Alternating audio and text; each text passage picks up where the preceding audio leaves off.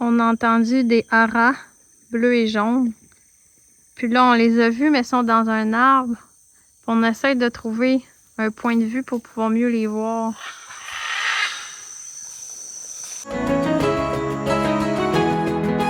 Il y en a un autre!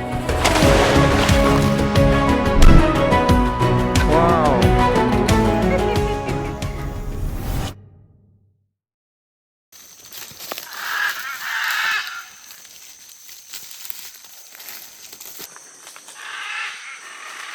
Filmer des haras, c'est vraiment pas facile. Même s'ils sont très grands avec des couleurs spectaculaires, la vérité, c'est qu'ils sont souvent cachés dans le haut des arbres où on les aperçoit en train de voler. Go all the way up. Oh yeah!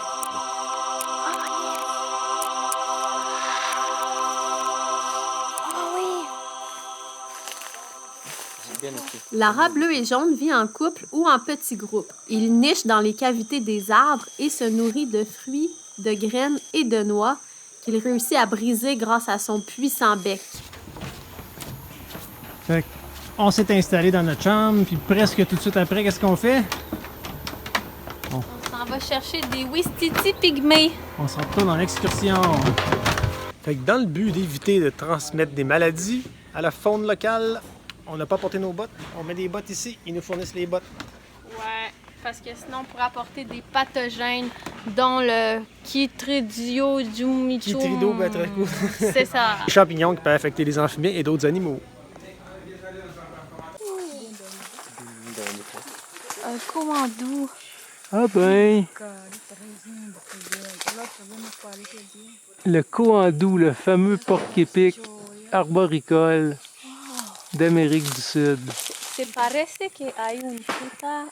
On est vraiment chanceux de pouvoir observer le coandou parce que c'est un animal qui est nocturne, qui est quand même difficile à observer étant donné qu'il est arboricole, souvent caché par le feuillage.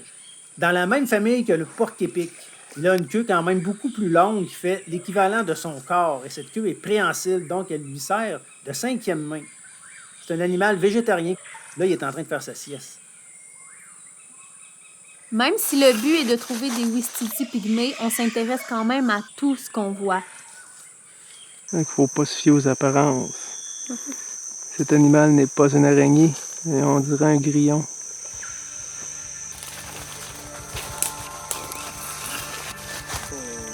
Qu'est-ce que t'as vu? Une grenouille. Ah ouais?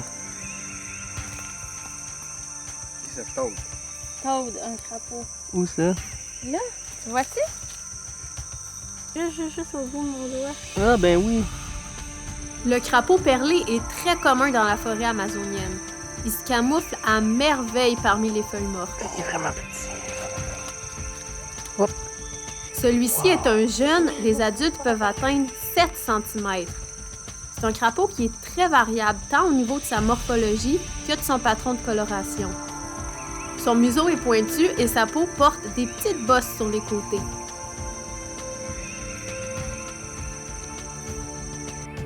Oui.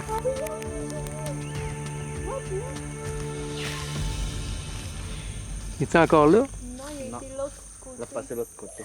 Ah, le petit coquin. Donc ça, c'est des trous que les oustitis font pour se nourrir avec leurs dents.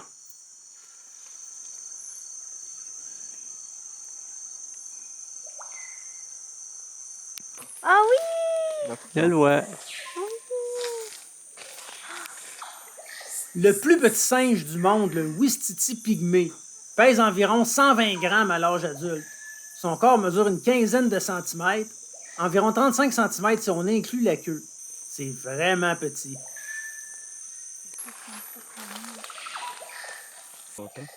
Il a nôtre. Il a nôtre. Les Ouistiti pygmées vivent en groupe ou en couple et sont très habiles dans les arbres malgré le fait que leur queue n'est pas préhensile. Ils sont omnivores, mais ce qui est spécial, c'est qu'ils vont manger la sève des arbres. C'est ce qu'on a vu, là, les petits trous, ils font ça avec leurs dents. Les Ouistiti pygmées sont très actifs et très nerveux. Il faut vraiment être attentif pour suivre leurs mouvements. On a été chanceux, on a pu les observer pendant de longues minutes. On les a vus interagir et même on dirait qu'ils se faisaient des signes.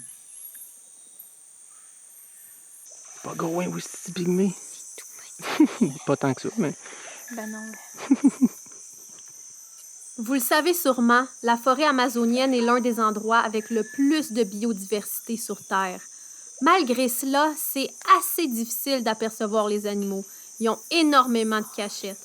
D'où l'avantage d'être 4 paires de yeux sur le terrain, dont 2 qui sont beaucoup plus expérimentés que nous. Il est maintenant un peu plus que 8 heures le soir. On continue notre excursion, on n'est pas arrêtable avec nos 2 merveilleux guides et on voit plein de choses. On entend d'ailleurs des choses.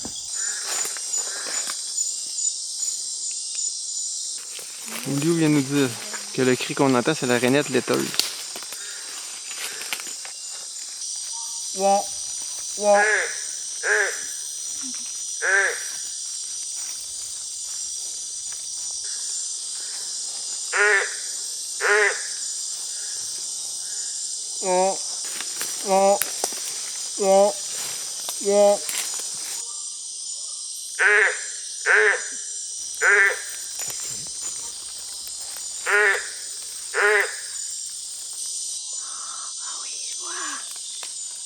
Un mâle rainette laiteuse appelle sa femelle. S'il est chanceux, il trouvera chaussure à son pied. Une belle dame viendra le rejoindre dans le creux de l'arbre. Et c'est dans l'eau que la femelle pondra les œufs et que les têtards se développeront. Alors ça, Comme en Afrique. Il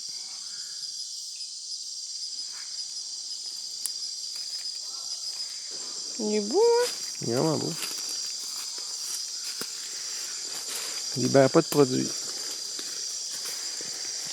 C'est quoi? C'est la grenouille géante? Oui, vous l'avez bien. Oh mon Dieu, c'est bien gros.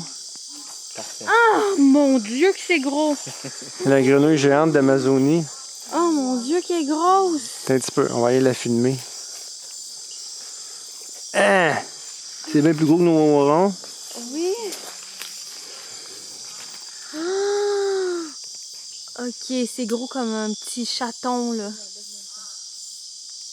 Ça n'a aucun sens comment c'est gros. La grenouille géante d'Amazonie porte très bien son nom. Elle peut mesurer jusqu'à 18,5 cm sans compter les pattes. À cette taille, elle mange à peu près n'importe quoi qui est plus petit qu'elle. D'ailleurs, celle-ci a quelque chose qui dépasse de la bouche. On ne sait pas c'est quoi. C'est gros! J'en reviens pas comment c'est énorme. La prochaine espèce est la rainette patte d'oie. Une belle grande rainette qui doit son nom à ses pieds et ses mains qui sont fortement palmés. D'ailleurs, on les entend chanter au bord de la rivière.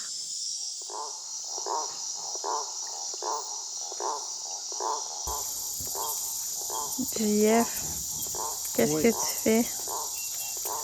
On place des pièges, genre de bourrol à 6 trous pour capturer peut-être des poissons ou autre chose. On va voir. Dans la rivière. Avec, comme ça, une tranche de pain. Miam miam.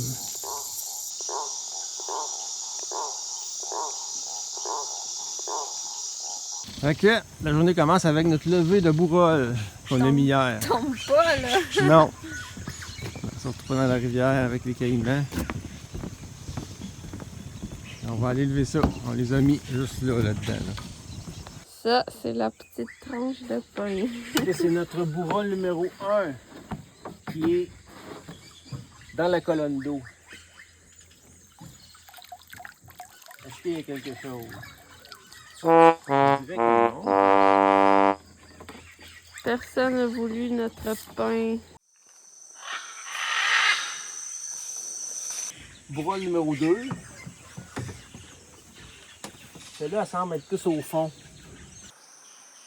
Notre premier poisson est un silure banjo, dans le même ordre que les poissons-chats. La tête est plate et quand il est apeuré comme ici, il bouge pas du tout, on dirait une roche. Mais vous allez voir, on le remet à l'eau et il va déployer ses nageoires et ses barbillons. On voit ses nageoires. Wow! Il est vraiment beau. Tu le vois-tu bien? Oui, il y a des barbillons aussi. Ouais. Une sorte de poisson-chat. Ouais, hein? Spécial, hein? Regarde ça. Wow! Hey, bien beau. Hein? Look like knife. La queue! Knife fish, ok. Ça, on appelle ça le poisson couteau spécial, là. Wow! Il est transparent. Hey, comment il nage? La nageoire ventrale, là, elle ondule. Tu le vois-tu? Ouais, je le vois. Jour 2 dans la forêt amazonienne. Aujourd'hui, on s'en va explorer un habitat vraiment particulier parce qu'ici, pas mal partout, c'est des zones inondables. Hein? L'eau varie extrêmement beaucoup au cours d'une année. Mais là, on s'en va à un endroit qui est jamais inondé. Ça s'appelle Terra Firme. Et on va sûrement trouver des espèces différentes.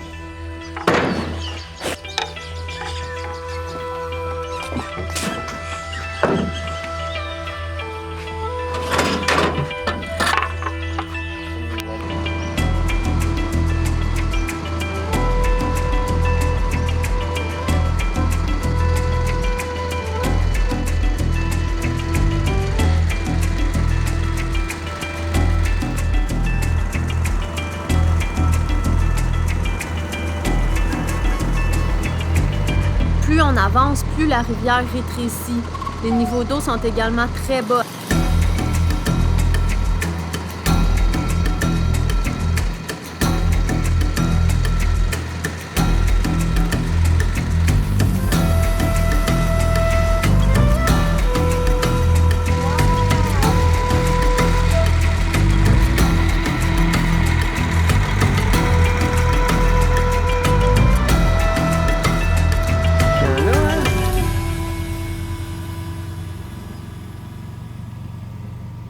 Mais nos bottes, on arrive bientôt.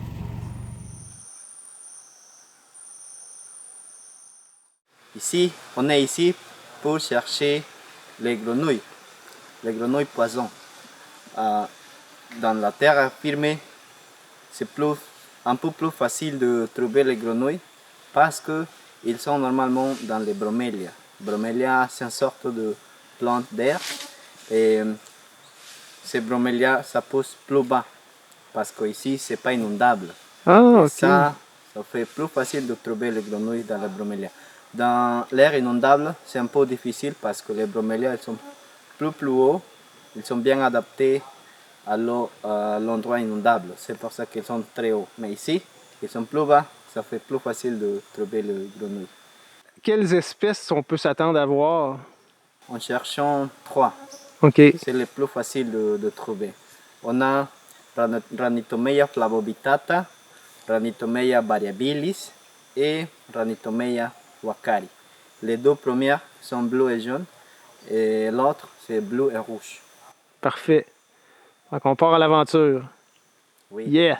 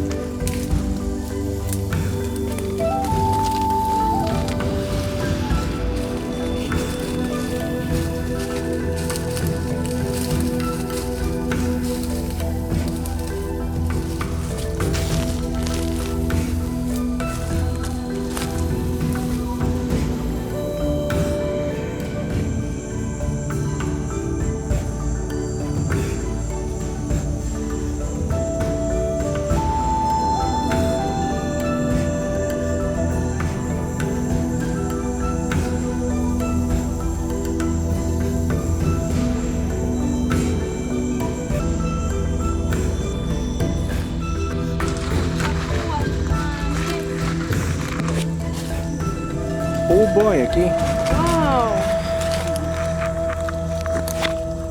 Ça, c'est beau. un crapaud à flanc lisse sur le sol de la forêt. C'est une grosse espèce qui mesure jusqu'à 15 cm environ à l'âge adulte. Et on le reconnaît facilement avec son dos couleur crème. Et remarquez comme il est lisse pour un crapaud. D'ailleurs, sur la tête, il n'a pas de crête crânienne. Puis Myriam, comment tu trouves la météo? C'est bien. Pas trop chaud? C'est très chaud, très humide. Oui. Oui. Oh, on est capable quand même. Moi, il fait froid. Ah oui?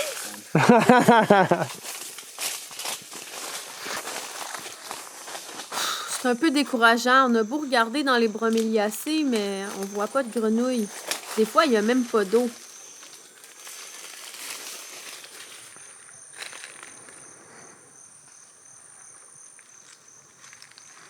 Il n'y en a pas. Non. Où ta voix? Ah oui! Oh. Wow!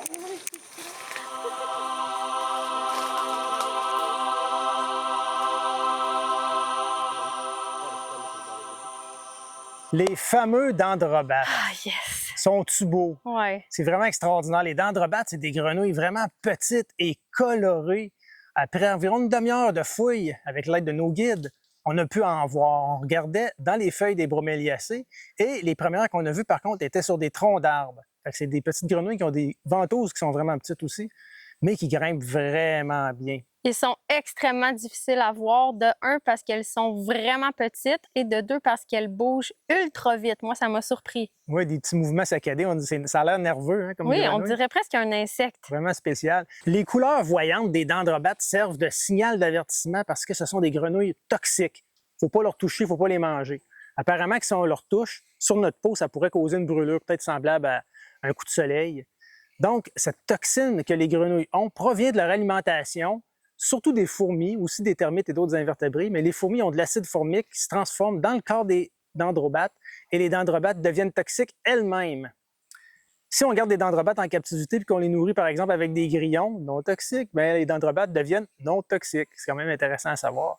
Vous avez peut-être déjà entendu parler des fameuses grenouilles que les communautés autochtones utilisent pour faire la chasse. Ben oui, ce sont des dendrobates. Ce ne sont pas les espèces qu'on a vues, par contre, ce sont des espèces beaucoup plus toxiques qui vivent dans le nord de l'Amérique du Sud. Et qu'est-ce qu'ils font? C'est qu'ils pointent les dards de leurs fléchettes dans la peau des dendrobates toxiques et avec une sarbacane, ils vont chasser des singes ou d'autres animaux. Donc nous, c'est des dendrobates qui sont un peu moins dangereux que ça, heureusement. Les dendrobates sont des anourans, comme les grenouilles et les rainettes, mais leur cycle de vie est vraiment particulier. Donc, les dendrobates vont pondre des œufs et une fois éclos, les larves, donc les têtards, vont aller sur le dos des parents des dendrobates. Et là, les dendrobates vont apporter les têtards dans une broméliacée avec un petit peu d'eau dedans. Donc, c'est comme ça que les têtards vont pouvoir se développer dans l'eau. Et si jamais la broméliacée vient à s'assécher, bien là, les dendrobates vont reprendre les têtards et vont les transporter dans une autre broméliacée avec de l'eau. Fait que c'est vraiment particulier qu'il y ait autant de soins parentaux pour une si petite grenouille. Et même la femelle va pondre des œufs supplémentaires qui sont non fertiles et ces œufs-là vont servir de nourriture à sa progéniture. Donc, c'est vraiment particulier comme cycle de vie. Ici, à Terra Firme, il y a une équipe de scientifiques qui ont installé des petits contenants pour faire office de nid artificiel de dendrobates, on pourrait dire. Donc, il y a de l'eau dans le petit contenant et c'est à cet endroit-là que le têtard va compléter son cycle. On a été chanceux, on a pu en voir quelques-uns. Oui. Qui se promenaient autour. Oups, il y en a un qui se cache dans le pot, le petit coquin. On est vraiment content d'avoir vu des dendrobates. Nous, le genre qu'on a vu, c'est deux espèces du genre Ranitomeya. C'était sur notre liste, là. C'était une demande à l'univers. Fait qu'on est vraiment, vraiment content. Mais on a d'autres demandes à l'univers aussi. Fait qu'on continue nos fouilles. L'univers là, nous trouve un peu tannant. On y va.